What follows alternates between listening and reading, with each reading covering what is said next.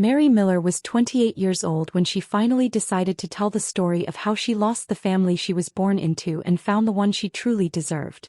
She often said, "This isn't a story about forgiveness. It's about truth." Before anyone could understand her victory at graduation, the moment her biological mother froze in her seat while hundreds watched, she needed to go back. Back to the Tuesday afternoon in October when 13-year-old Mary sat in St. Mary's Hospital, swinging her feet above the floor, wearing a paper gown that didn't even close properly. Dr. Alan Peters stood beside her, calmly explaining her diagnosis. "Mary, you have acute lymphoblastic leukemia," he said softly. "It's serious but very treatable." Her mother, Laura, stared at the wall as though she didn't hear him. Her father, Mark, folded his arms tightly, growing red-faced with every word. Her older sister, Jenna, barely looked up from her phone. "With treatment she has an 85 to 90% chance of full recovery," Dr. Peters continued. He sounded hopeful. But hope didn't land in the room. It floated there untouched as if no one wanted to claim it. "The treatment will take 2 to 3 years, Dr. Peters explained. "The first month requires hospitalization." Before he could continue, Mark cut in sharply. "How much will this cost?" he demanded. Not, "Is my daughter going to be okay?" Not, "What can we do?" Just money. Dr. Peters answered carefully. "With insurance, your share may be around $60,000 to $100,000. Mark gave a bitter laugh. "You're saying we have to pay $100,000 because she got sick?" Laura whispered his name. "Mark, please." But she still refused to look at her daughter. "We've been saving for Jenna's college for 16 years, Mark snapped. "She's applying to Yale. She has real potential." Dr. Peters blinked, stunned. "Sir, Mary's life is at stake." Mark didn't care. "We're not using Jenna's future on this." He gestured at Mary as though she were an inconvenience. Mary's stomach dropped. Laura finally spoke. "We can't take charity. What would people think?" Dr. Peters frowned. "What are you suggesting?" Mark exhaled sharply. "She's 13. She can become a ward of the state. Then Medicaid covers the bills." Mary stared confused. He thought he was joking. But Mark wasn't joking. His voice was firm. "We can't lose everything for her treatment." Mary whispered, "I'm scared, Mom." For the first time Laura looked at her, but only long enough to say, "You'll survive. The doctor said so. You'll figure out life later. We have Jenna to think about." Mary felt something inside her break. Dr. Peters suddenly stood. "I'm asking you to step out while I speak to Mary alone." When they hesitated, he said coldly, "Leave now or I call security and social services." They left without a word. Jenna didn't even look back. When the door closed behind her parents, Mary's breath collapsed into sobs. Dr. Peters pulled a chair close and waited patiently until she could speak again. "Mary," he said gently, "what your parents suggested is not okay. And it's not happening." She wiped her face with a trembling hand. "They don't want me," she whispered. "They don't care if I live." Dr. Peters shook his head firmly. "I care.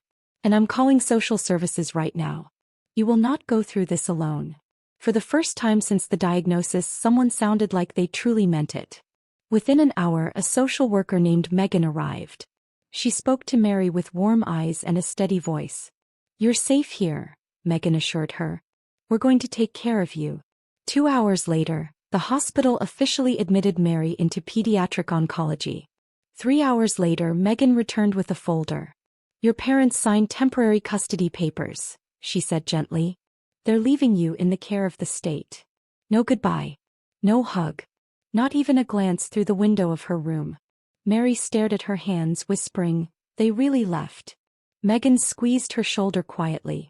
That night, alone in her new hospital room, Mary lay surrounded by humming machines and blinking monitors. The 4 stung her arm. The room smelled like disinfectant and loneliness. She wasn't afraid of the cancer anymore. She was afraid that nobody in the world cared if she lived or died. She cried until her pillow was soaked. Then the door opened softly. "Hey there, kiddo," a warm voice said. A nurse stepped inside with a kind smile. "I'm Rachel," she said. "I'll be your night nurse." She checked the chart, then asked, "Rough day?" Mary nodded silently. Rachel pulled a chair beside the bed. "I heard what happened," she said gently. There's no nice word for that kind of thing. Mary wiped her eyes.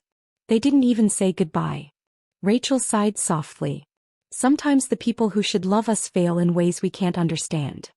Mary looked at her. Am I really alone now? Rachel shook her head. Not while I'm here. Mary's voice cracked.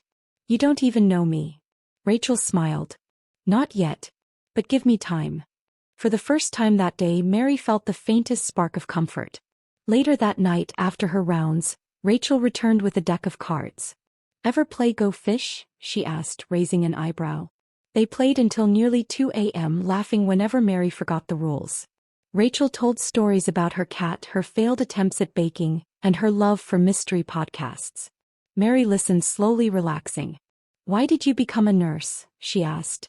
Rachel grew thoughtful. My little brother had leukemia. He survived thanks to nurses who cared.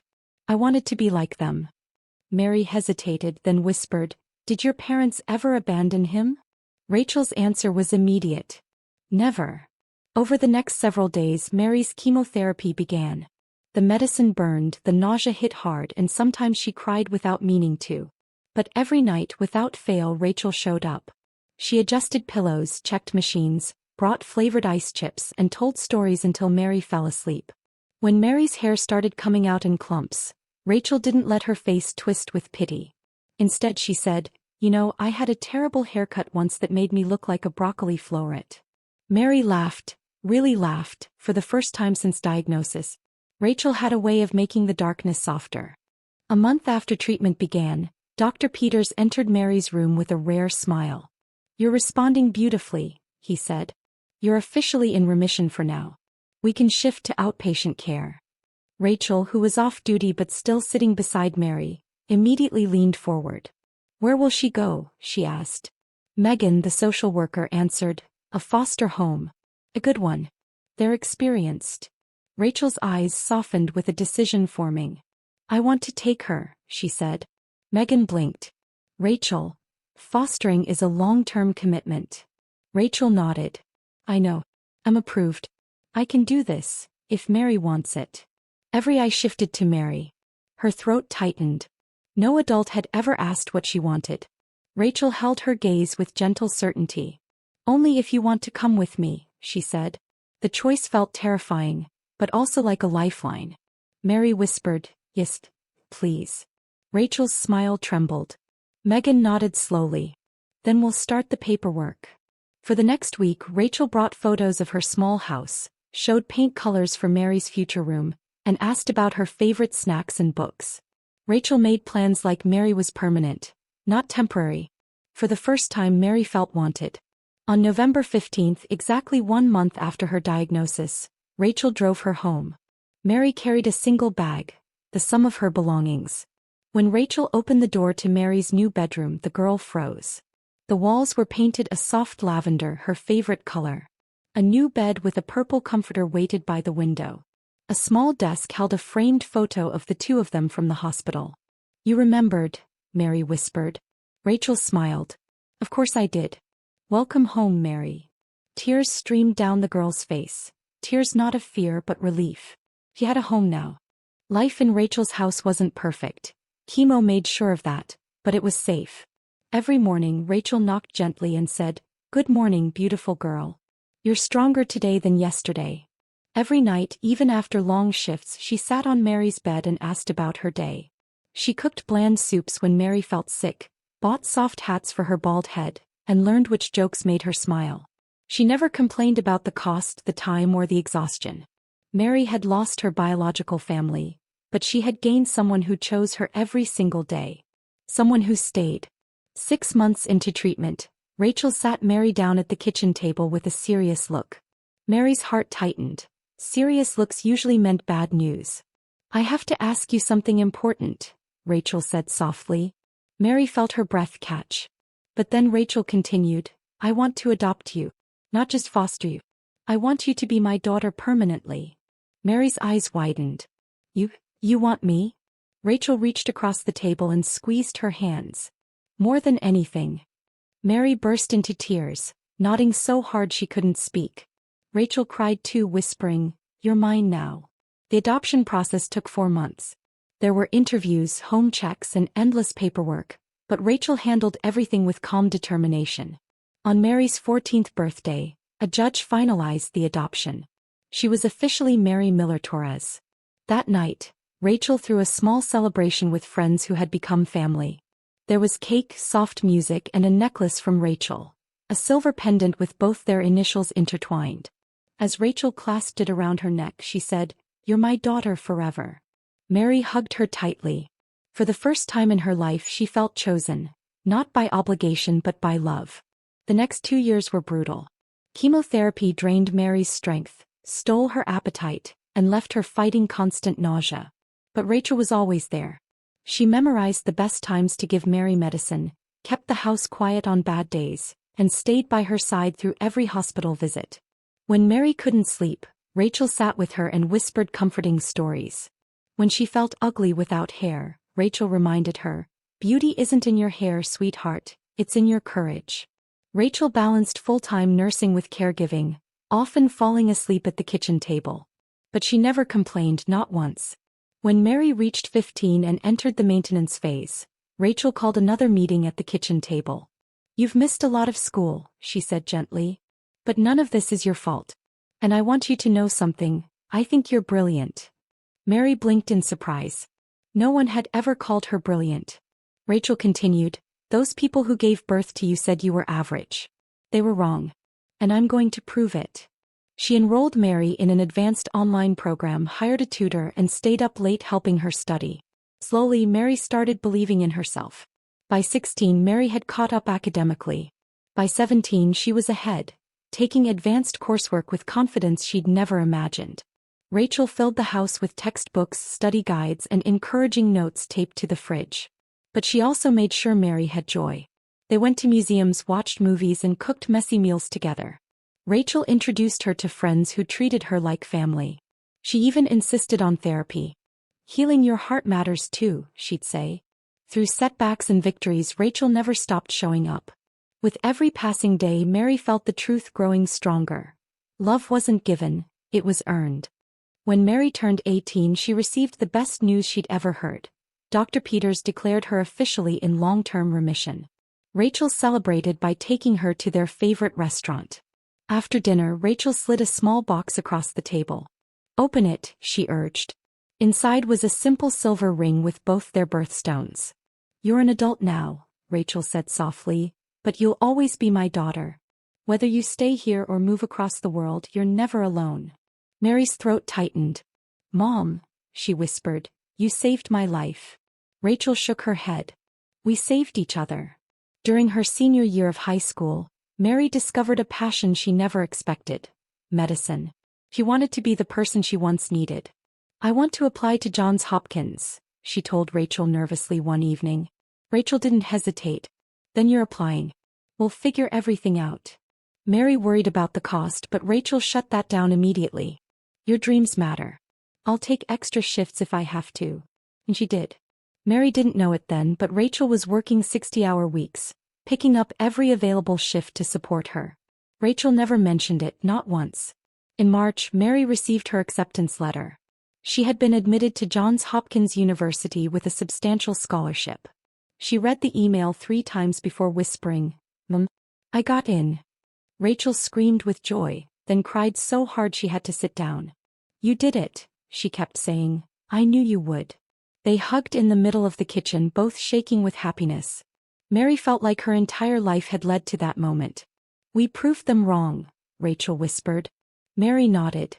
"No," she said gently. "You proved them wrong. You believed in me first." College was grueling.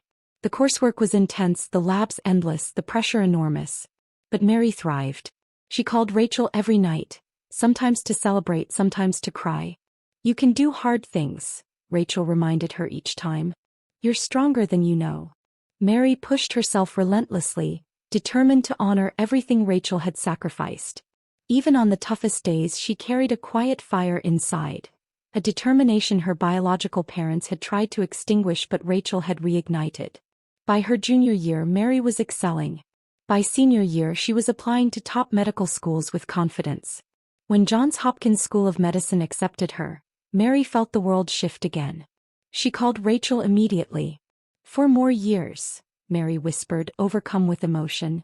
4 more years and I'll be Dr. Miller Torres. Rachel burst into tears on the other end of the line. I'm so proud of you, she choked out.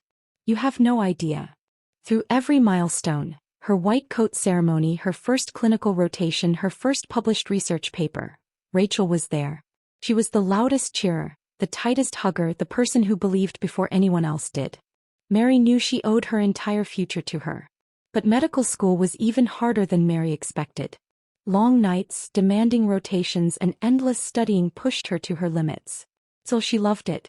She loved understanding the human body, solving medical puzzles, and comforting frightened patients. But one Christmas break during her second year, she noticed something different about Rachel. She looked thinner.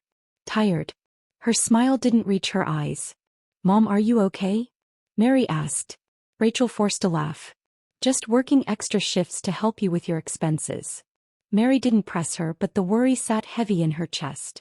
Despite the challenges, Mary rose to the top of her class. Her professors praised her compassion and sharp intuition. Patients trusted her instantly. She knew it was because she had lived both sides of the hospital bed. The fear, the pain, and the hope. When residency match day arrived, Mary matched into pediatric oncology, her dream specialty. Rachel attended every milestone, cheering louder than anyone else. You're going to change lives, she told Mary over and over. Just watch. Mary believed her. She knew her journey wasn't only about medicine. It was about honoring the woman who saved her. Then came the moment Mary never expected. In April of her final year, she learned she had been selected as valedictorian of her entire graduating class. She stared at the email in disbelief before calling Rachel. Mom, I did it, she whispered. I'm valedictorian. Rachel screamed so loudly Mary had to pull the phone away.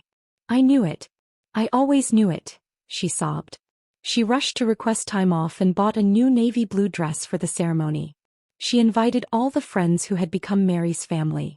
Graduation, Rachel said, would be a day they'd remember forever.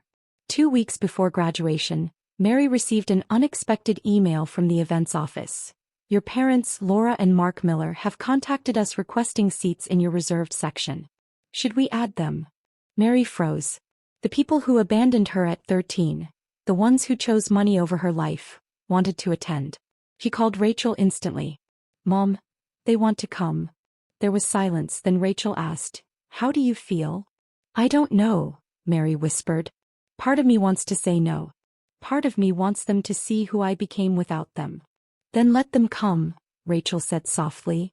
Graduation day arrived bright and beautiful.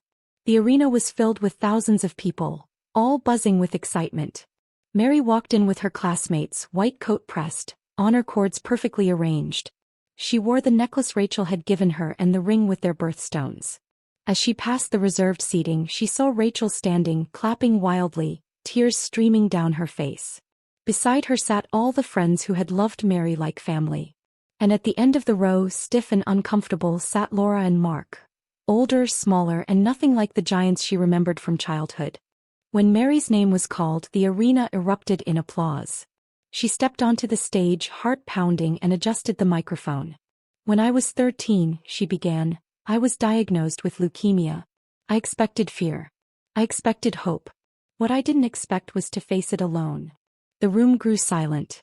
My biological parents chose not to pay for treatment. They left me in a hospital room and walked away. She didn't look at Laura and Mark yet.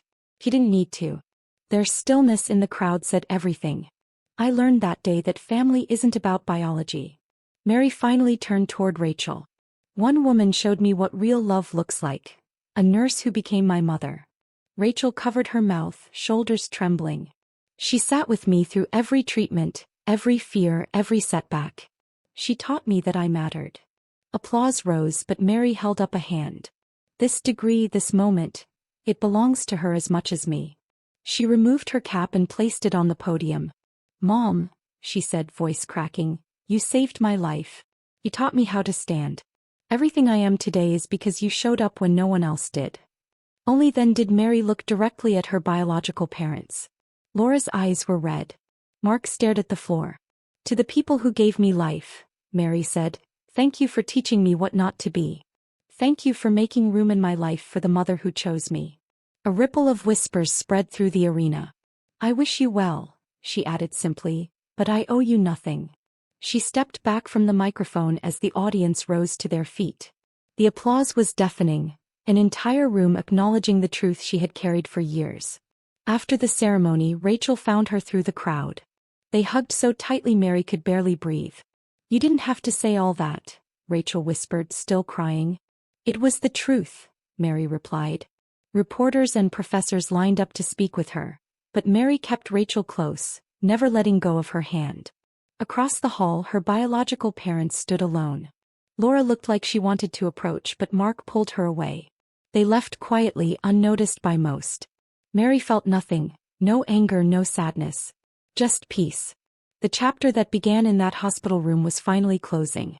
Years later, as a pediatric oncology fellow, Mary often told her young patients, "Family is the people who stay." She lived that truth every day. She and Rachel spoke constantly, visited often, and still celebrated each milestone together. When people asked Mary if she regretted her speech, she always answered the same way: it wasn't revenge. It was justice. She had survived abandonment, illness, and fear. She had become exactly what she dreamed: a doctor who saved lives just like those who once saved hers. And through it all, she remained certain of one thing: love is chosen, and she was chosen.